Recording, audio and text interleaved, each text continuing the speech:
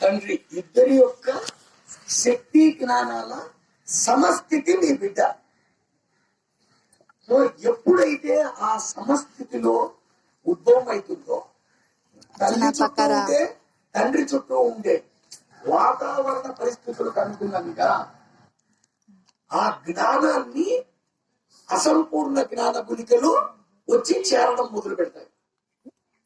అంటే ఈ వాతావరణంలో ఏం మొలుస్తాయి, ఏమి పూర్ణమైతాయి, వాటికి అనుగుణంగా అసంపూర్ణ జ్ఞాన గుళికలు వచ్చి చేరుతా వస్తాయి.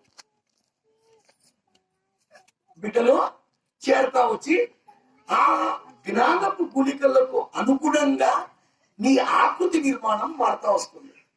చేతులు లేకపోవడము, కాళ్ళు లేకపోవడము, కళ్ళు లేకపోవడము, గత జన్మ పాపాలు ఇవేవి కాదు సార్.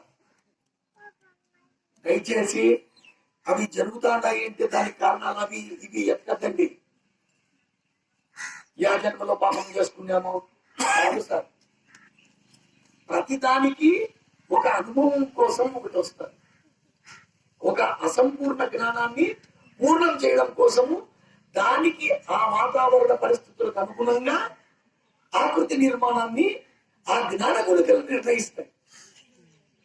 ప్రాణం వస్తూ అసంతృప్తి జ్ఞాన గుళికలు దేనికి సంబంధించి నువ్వు కంప్లీట్ చేయకుండా వదిలేసేటది. అట్లా కొన్ని లక్షల మంది, కోట్ల మంది, చెట్టు, చేమ, పక్షి, రాయి, రప్ప, విశ్వంలో ఉండే ప్రతి దానిని ఇప్పుడు ఏర్పడే ఆకృతికి దానికి లింక్ ఏమి? నీకు వాతావరణ పరిస్థితులు, ఇక్కడ ఉండే ఎనర్జీ, నాలెడ్జ్ బట్టి ఈ తల్లిదండ్రులు నువ్వు ఒక రూమ్ తయారు చేసినావు. ఆ రూము అటాచ్డ్ బాత్రూము, మంచి ఫ్యామిలీ ఎన్విరాన్మెంట్, ఫ్యామిలీలు వచ్చి ఉంటాయి. రోంత కాలువ కట్టున సరిగా కట్టడం సరిగా లేదు, స్టూడెంట్లు వచ్చి అడుగుతారు, బ్యాచిలర్స్ వచ్చి అడుగుతారు. రూములు బట్టి ఈ దగ్గరికి వచ్చే మనుషులు బజారు గోడౌన్లు అడుగుతారు.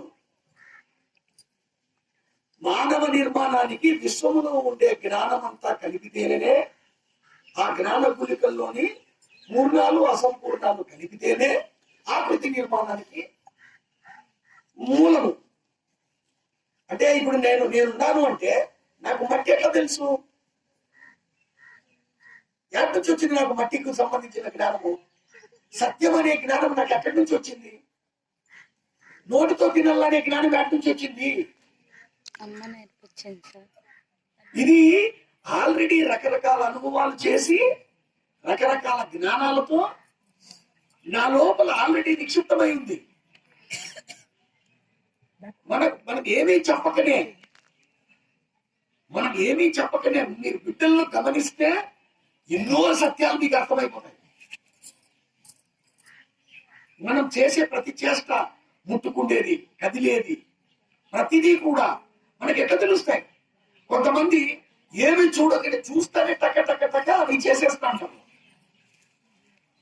అంటే ఆల్రెడీ దానికి సంబంధించిన జ్ఞానం ఉంటుంది. అందుకే నేను జ్ఞాన విశదము అనేది ఇంకొకటి. అంటే జ్ఞానం యొక్క విశదంగా నీకు తెలిస్తే తప్ప ఈ దానికి నాకు లింక్ ఏంటి? నువ్వు అనేది జ్ఞానము. ఒకసారి నువ్వు అంటే జ్ఞానము. జ్ఞానం అంటే సంత నుంచి తీసుకొని వస్తా ఉంటే సరుకుల మూట, సంతలో నుంచి తెస్తా అంటే సరుకుల మూట. గుడ్డలు ఉంటాయి, రాగులు ఉంటాయి, సద్దలు ఉంటాయి, జొన్నలు ఉంటాయి, అన్ని